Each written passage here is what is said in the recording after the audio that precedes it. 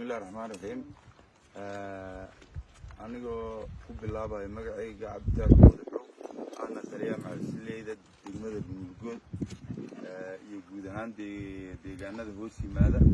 waxaan saakay howlgal qorsheysan ku soo qaadnay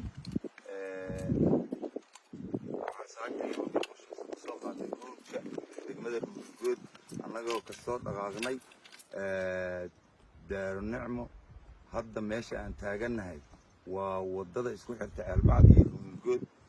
hadda meesha aan taaganahay Albacd waxay ii jirtaa 25 kiiloomitir Buurgoodna wuxuu ii jiraa 20 kiiloomitir waxa la yiraahdaa Burkisiga Tood waxaan soo marnay Fiiqay waxaan soo marnay Dalaal Umar Xurey waxaan joognaa Sigato haddana waxaan ku sii jeednaa Caaldadab iyo Rayda Boore 6 nin iyo 8 nin iyo 10 nin oo qawaariijta ka tirsan ayaa ilaalisa kontaroolada talisyada ay shabaab ku lahayn meeshan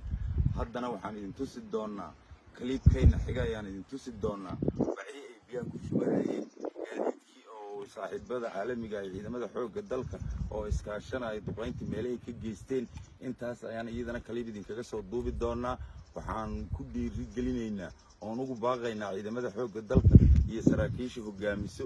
in ay ku baraarujiyaan ciidamada xoogga dalka inay soo galaan howdkan wax joogo oo laga cabsado ma jiraan waxaan rabnaa